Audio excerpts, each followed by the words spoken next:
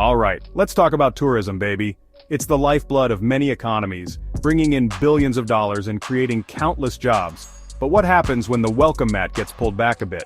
Specifically, the fact that a recent survey showed a 42% drop in positive sentiment towards Chinese tourists in certain parts of the world since pre-pandemic times. This is a significant shift, and it's raising eyebrows across the globe. Turns out bouncy castles and enthusiastic screaming aren't really my scene. But the empty parks and quiet attractions tell a story of their own. But this is interesting.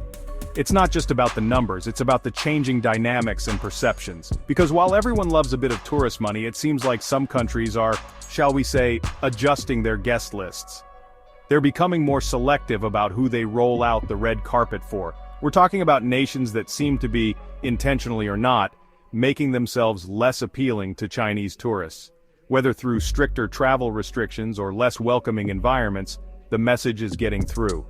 International relations are about as easy to navigate as a unicycle on a tightrope, while juggling chainsaws and live badgers. It's a delicate balance, and tourism is often caught in the crossfire. The shift in tourism, who's up, who's down, it's a surprisingly good barometer for the state of things. It reflects broader trends and sentiments that go beyond just travel. Buckle up, because we're diving headfirst into the 10 countries that seem to be saying, perhaps you should visit somewhere else. These shifts are more than just numbers, they're a window into the evolving landscape of global tourism.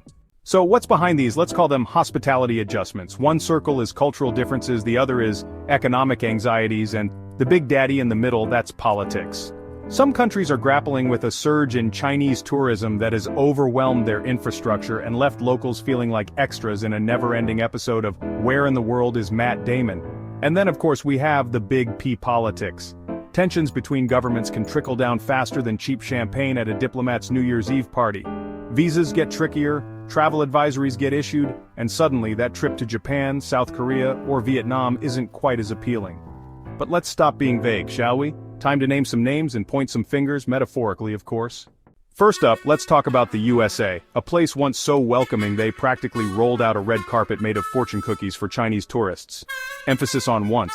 See, the USA experienced a massive boom in Chinese tourism a few years back, and while initially everyone was thrilled, think of it like winning a free trip to an all-you-can-eat buffet that never closes. At first, it's amazing, but then you realize you're stuck there, forever. And the buffet only serves one thing. That's what it felt like for the USA. The sheer volume of tourists started to put a strain on resources, leading to overcrowded attractions, inflated prices, and locals feeling like they were living in a theme park version of their own country. Now the USA has implemented stricter visa regulations, and there's been a noticeable drop in Chinese tourist arrivals. Next up we have Australia, known for its stunning natural wonders like the Great Barrier Reef and Uluru, which have long been a source of pride and a major draw for tourists from around the world. And more recently, its increasingly complicated relationship with China, a relationship that has seen better days.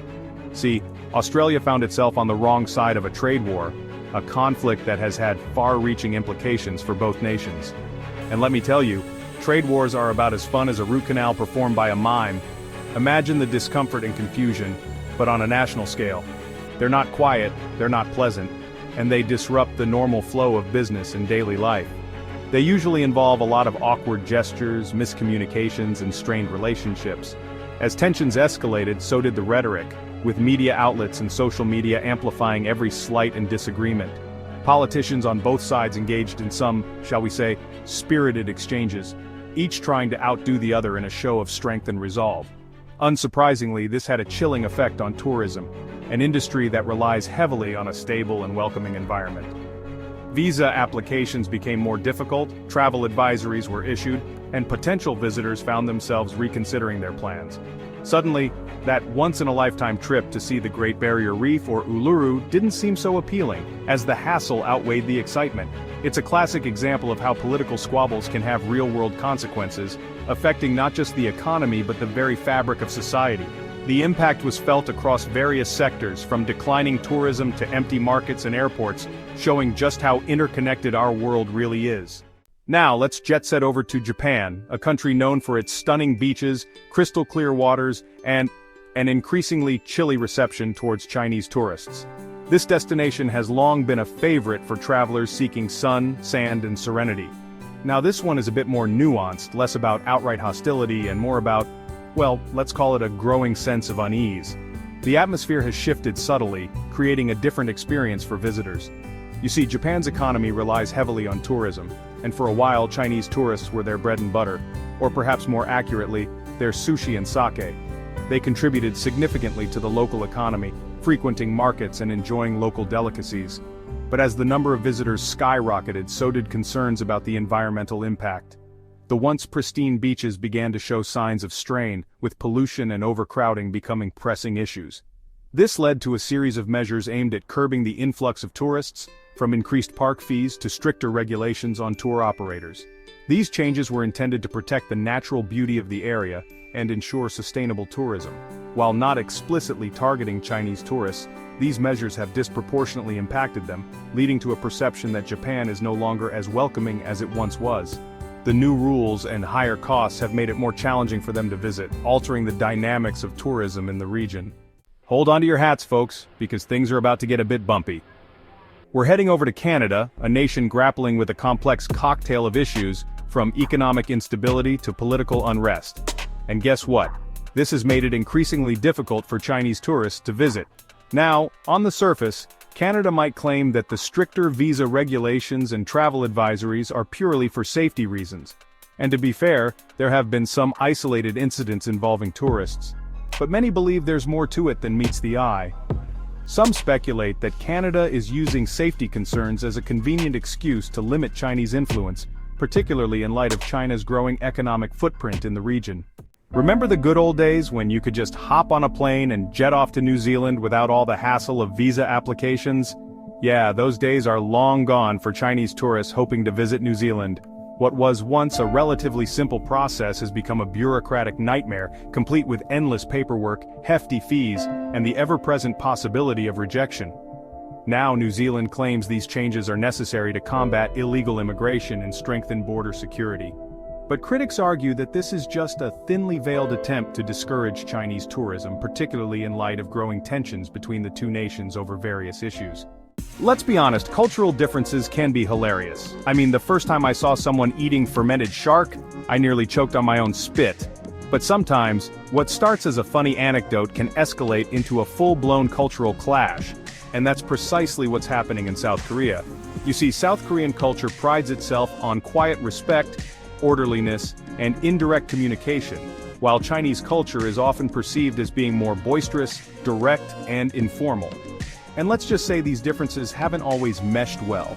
There have been reports of Chinese tourists talking loudly in quiet places, cutting lines and being overly assertive, which has led to some resentment among South Koreans. Imagine a beautiful, pristine beach in Thailand. Now imagine that Thai beach covered in so many tourists you can barely see the sand.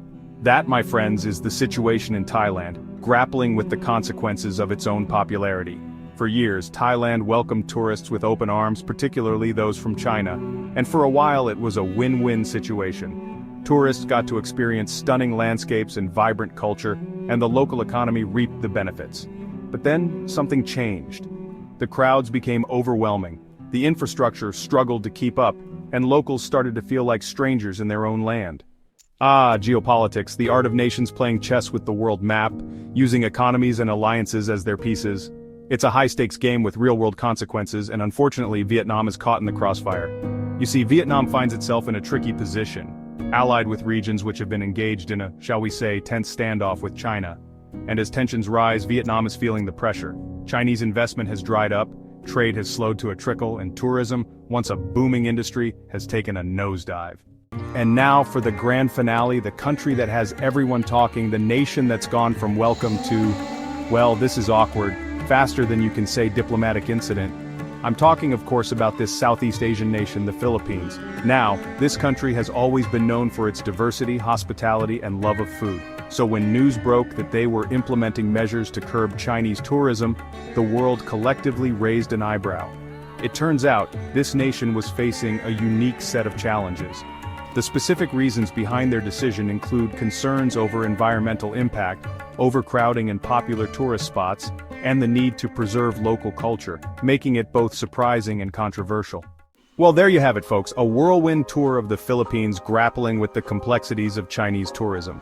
From cultural clashes to economic anxieties and the ever-present shadow of geopolitics, it's clear that the relationship between the Philippines and its visitors is far from simple.